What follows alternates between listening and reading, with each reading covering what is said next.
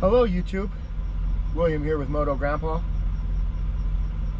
and I've been trying to do this video like 4 times. I've taken off from the house on the bike to do this video of a 1,000-mile review of the Triumph Tiger 900 Rally Pro. Quite the mouthful, and it's quite the bike. But I've had quite a hard time with audio in my helmet. I've gone through a couple of different setups, but for some reason I keep getting a lot of feedback, a lot of clicking, and then the other part of it is I'm not as smart as I used to be, so I seem to kind of forget a lot of stuff. So anyways, I'm just going to run down a real quick review of the bike while some of the video I've taken flashes by the screen. But so the first thing about this bike is man, it just looks really tough, right? I absolutely love the look of this bike. It sits tall, but it's not too tall. It's got clearance. The suspension on it is top of the line. I really trust the brakes on it. I mean, and it just looks so tough. I don't care from where it is you're looking at it, or if you have the panniers on it or not on it. That bike says that it's there to take care of business. Then you know, it's got all the bells and whistles. I got the Rally Pro, so it has heated grips, which I've heard a couple other people in their reviews talk about how they thought the grips could be a little warmer. And I tell you what, for the riding I've done on that bike so far, the heated grips are phenomenal. I can't run them on high. On the ride that's going by right now, I went over Highway 88 through Pioneer, Bear River Reservoir, up over to the 89, Markleyville, and then I went down to the 395, and I ran that down through Bridgeport and Lee Vining down to June Lake, and then I came back through Yosemite, right over Highway 120. And you know, the heated grips were on low. I ran them on low, and I left out early in the morning. I left my house at like 5:45 in the morning, maybe 6 o'clock latest, and it was chilly. And it was chilly going through Yosemite. It was a little chilly, but I tell you, the heated, it comes with a heated seat too, right? And I used that. Works really good. The seat on this bike is really comfortable. I like the way it's designed. It doesn't have like a real sharp edge. It's rounded. So I mean, I put down 400 miles and didn't even feel it, you know. And it was 400 slow miles. It's not like I was just getting it on down the highway. I was 2-lane twisties through the Sierras, going through some high Sierra Mountain lakes and whatever. And so I mean, I wasn't just jamming on down the road doing 80, getting as far as I can go in this few hours. It was 9.5 hours of ride time. And the bike handles phenomenal. The handlebar setup on it, everything on this bike is set up. I'm 6'2", 250 pounds, and this bike is perfect for me. I got the pannier racks. I haven't run it really fully loaded yet. I do commute with the bike to and from work. I'm a truck driver, so I'm able to load all my stuff onto that bike for the week. You know, groceries, clothes, phone, laptop, everything fits onto that bike with, you know, plenty of room to spare.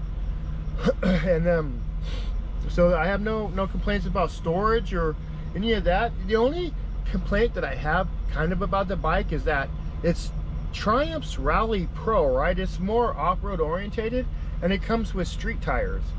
And I'm running these street tires on gravel, don't get me wrong, but I really wish it would have come with some more aggressive tires. That shouldn't be one of the things that you have to go out and buy immediately. You shouldn't have to go buy some tires to take an off-road bike off-road. But you know, I will do that, and I'll do a review. I've been talking to Michelin about some of these Wildings or Wilders or whatever they are. But this is my first adventure bike. I've only had it for a couple of months. I'm not like real up on the game of everything with these bikes, right? My other bike's a DRZ 400. I'm still learning that bike, and then I got my Harley Davidson Heritage, and I'm still learning that bike too. So, but I'd like to get some more aggressive tires. I've seen a lot of stuff on this ride that I wish I would have had some more aggressive tires. I would have been able to go really out there. Some stuff I'm like not comfortable with, and I probably think I wouldn't mind going to like something like Rawhide Adventures or some of these places that teach you how to ride an adventure bike. And more so than learning to ride it, I mean, I'd like to learn how to ride it too, but I'd really like to learn how to set up the suspension correctly, how to do dampening, rebound, all that stuff from somebody who can show me hands-on, you know. I think that would be like a huge plus, and I'm going to look into finding something like that. But the way the bike is set up right now for some just gravel road and highway, I mean, I'll never take that thing on some single track. I'm not interested. I got the DRZ for that, you know. The bike is really reliable. I mounted my Garmin Zumo XT, or my Garmin Zumo, oh no, the motorcycle, I can't believe I forgot it, Garmin Zumo XT, I think it is, to the Triumph, right? I got another mount also on the DRZ. That way I can take the unit back and forth between bikes. And so I disconnected the battery to put that on there, and now it's throwing a fault code.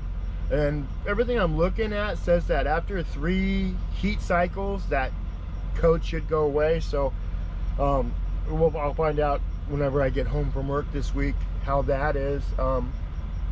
But the bike is just a dream. It handles well. It's taking me anywhere I want to go. It's really comfortable.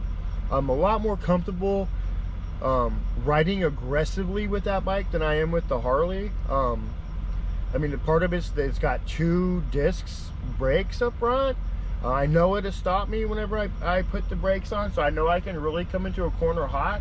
It's got all these rider modes and traction control, lean angle.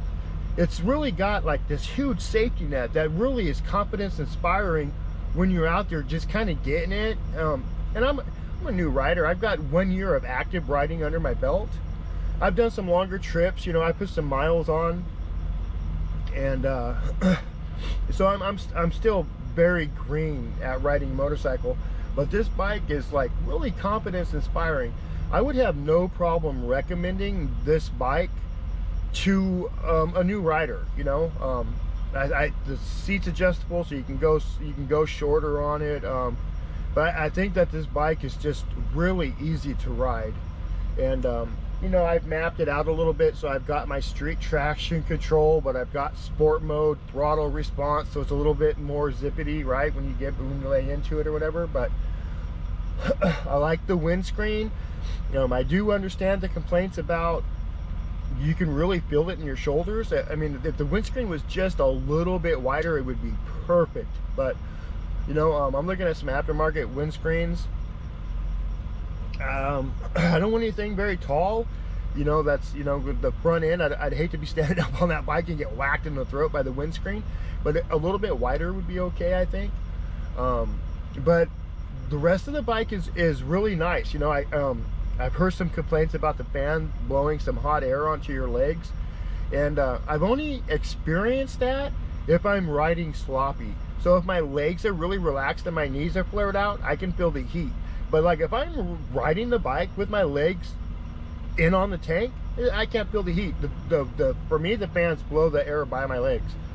When it's cold out, that's kind of a nice option. Just kind of flare your knees out a little bit and bring in some of the heat. And on really hot days, I can't feel it at all. So I don't have a complaint with that. Another thing I've noticed is that on the speedometer, it's off by like 5 miles an hour. It says I'm doing 5 miles an hour faster than what I'm really doing, and I've checked it against a few different things, and it's 5 miles off. I don't know why. I've seen it on some other people's channels as well. I've only done some lightweight gravel stuff on it. I haven't done any type of getting out there, going through fire roads or anything like that on it. I'd really like to have some more aggressive tires and probably a bigger, thicker skid plate on it. I'm sure that this skid plate that's on it right now would protect it from some pebbles or small rocks or whatever, but I'd hate to throw a pretty good sized rock into that thing. I think it'd go right through it. So I'm gonna do that too. Exciting, right? We're at 300 subscribers, so when I get home this weekend, I will pick one of the subscribers to win that bag that I reviewed for the Harley, the saddle, the handlebar bag, the fork bag, and I'll pick a winner for that and contact them and send that off. And then in this video, you see I got some winter gloves on here. They're from the Kimamoto, and really excited. They contacted me. They would like me to review a vest, a heated vest for them. So I'm going to do that, and then the same thing, right? I'm going to give the vest away. So yeah, that's exciting. Product review. I don't want to keep any of the stuff I review. If I happen to like the vest, I'll buy one of my own. And if I don't like the vest, I'll send it back to them, and then I'll tell you guys how horrible it is. But I'm sure I'm going to like the vest. Their gloves are phenomenal. I love their gloves. And I bought the gloves with my own money, so I don't have to, you know, like be nice and kind or whatever. And those gloves are really good. They're fully charged. Unlike medium, they'll keep your hands warm. Like, I used them to go to Reno in February, and it was 20 something degrees when I went over Donner, and I had those gloves on medium, and they ran from, I turned them on to Sacramento, and they made it all the way to Reno. I had to charge them again when I was in Reno before I came home a couple days later. But the gloves seem to work pretty good. They're really good at blocking the wind. The Harley doesn't have any kind of like wind guards on the, or knuckle busters or anything like that, bark busters on them. But the Triumph does, and so I didn't have any problems in the cold. I didn't use the heated part of the gloves at all. I just used their weather resistance and heated grips. But you know, the bike has so the Triumph has cruise control, which is nice. I haven't got, it comes with British adapters for like a cigarette lighter or whatever, so I haven't bought the adapters because I didn't even know there was a difference. I don't understand why England would be so different on everything, you know, but I guess I'm gonna have to buy some kind of adapter. But I hardwired in the Zumo, and excited about that. I found a lot of trails. I think I'm gonna do some hiking. I'm gonna go up and do some hiking, not this weekend coming up, but next weekend.